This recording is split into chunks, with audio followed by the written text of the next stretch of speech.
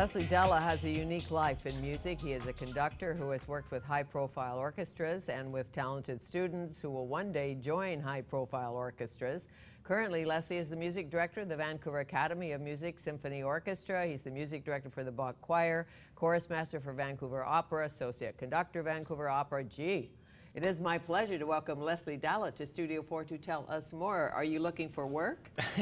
Actually, my plate is full right now. Thank you very much. I guess it is. Yeah. That's great. Do you play an instrument? Yes, when I was young, I studied the piano, the violin, and the organ, the pipe organ, and I did my degrees actually in piano as a performance major. But I always sort of had a bug to conduct because I was always fascinated by the big picture of music. So I grew up in Toronto and went to St. Michael's Choir School, which had a great choral program. So we sang in ensembles all the time. St. Mike's. It's a great school. It was. I learned basically so much about music when we were. It's kind of weird. I never realized how strange it is, but we learned to read Gregorian chant when we were 8 years old. I have an 8-year-old now. I don't think I'm going to be teaching it. Yeah, drop that at cocktail parties. Well, I was reading Gregorian chant. Yeah, but it was, it was one of the first things they taught us, and again, when it's normal, when it's every day, you don't realize sort of how unique and exceptional that is. And what's particularly unique about that is that most instrumentalists study music from the Baroque period on, Bach and that kind of thing. But rarely is there much study of music before that. Well, we studied with, the 600-800 years before that period. So there's kind of a much more sort of historically inclusive study of music, which is fantastic simply because the, church music is like that. Of course. Of course. And when you were 9, you were reading Shakespeare and Chaucer. Yeah, I wish I could say and that. On it goes. But sure. Sure, why not? Why not? Did your mother or father or aunt or uncle or grandpa play music? My mom Did they take you to music?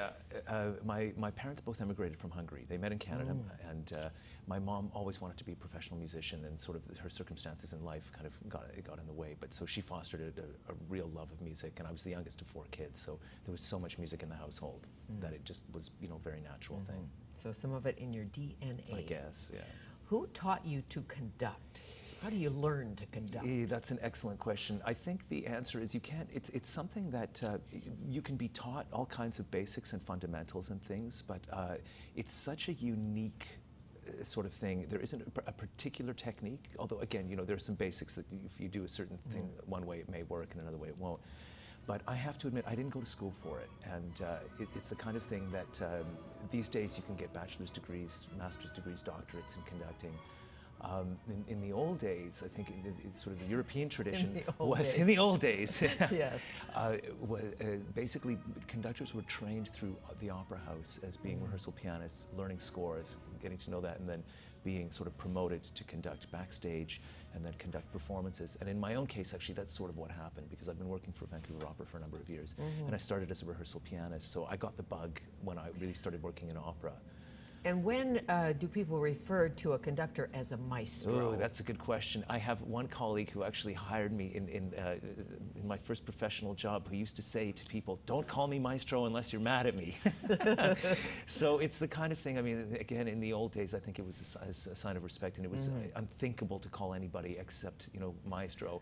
And then along came somebody like Lenny Bernstein, who said to everybody, "Call me Lenny, call me Lenny," which almost caused a revolution among conductors. They said, if you do this, it's game over for us. They'll trample all over us. He said, "Don't worry about it."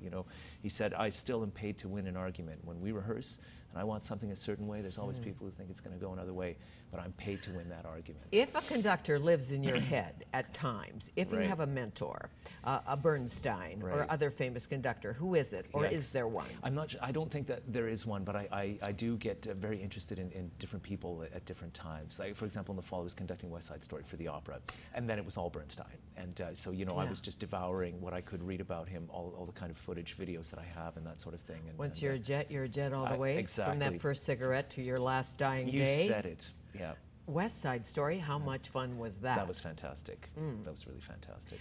How is it different directing for opera, the opera orchestra, the symphony orchestra, the academy orchestra, a small orchestra, a large orchestra? What changes for you? Well, I mean, fundamentally everything is the same. You still bring the same approach. You want to get to the heart of whatever it is you're working on, rehearsing and performing. You want to make sure you're doing it justice. You want to make sure that everybody in the room is on the same page as to what the goal is. And then it's the outside factors that are different, whether it's, you know, a handful of 6 musicians or 60 musicians in the pit and 40 people on stage. Then the mechanics and sort of all of that is different. But fundamentally, it's always the same process. Are you the commanding general at all times? It depends on the situation. I mean, when you're really pressed for time and you have a little bit of time, then somebody has to take charge, and I've learned to do that, because that wasn't necessarily one of my, you know, things that I was trained to do or good at.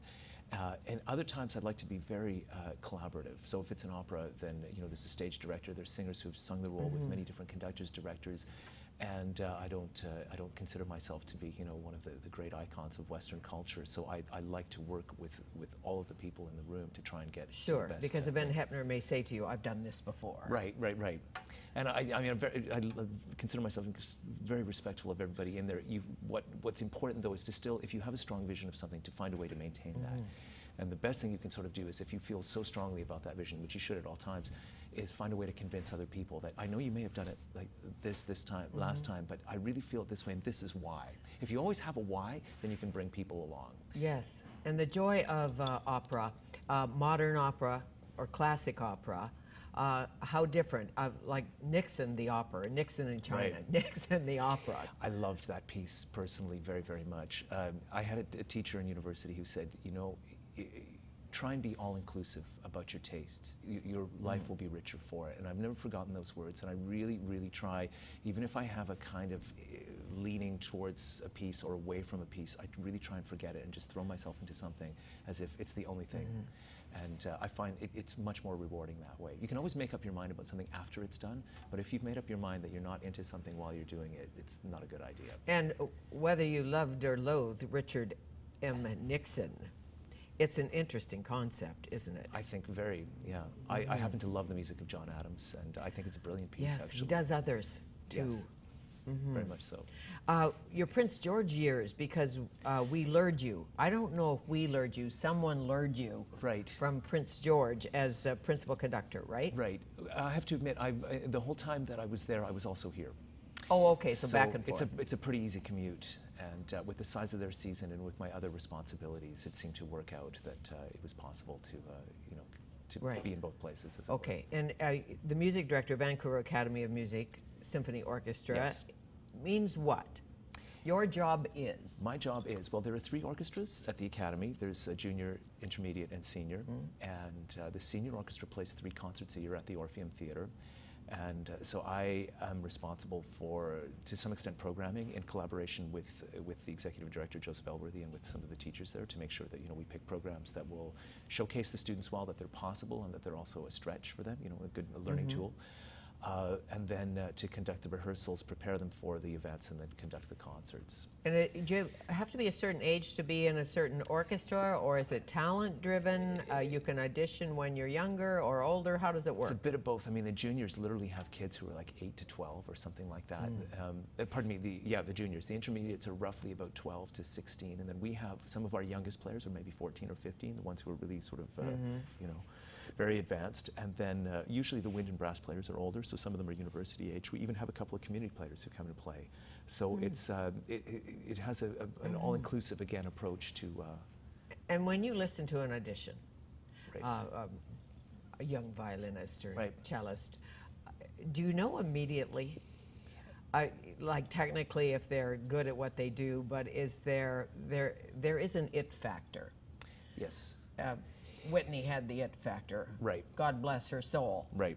There's something, when you first hear someone sing or play, they have some kind of energy or spirit, and technically if they're good too, but... Yes.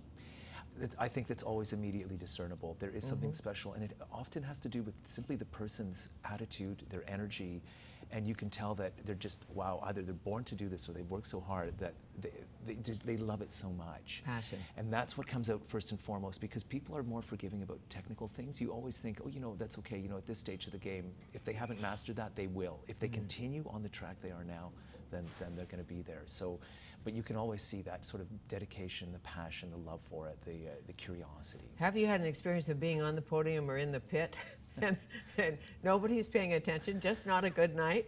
We'll take a break. Okay. You can answer that. Okay. You can think about it. And when we come back, we'll talk more with Leslie Dala.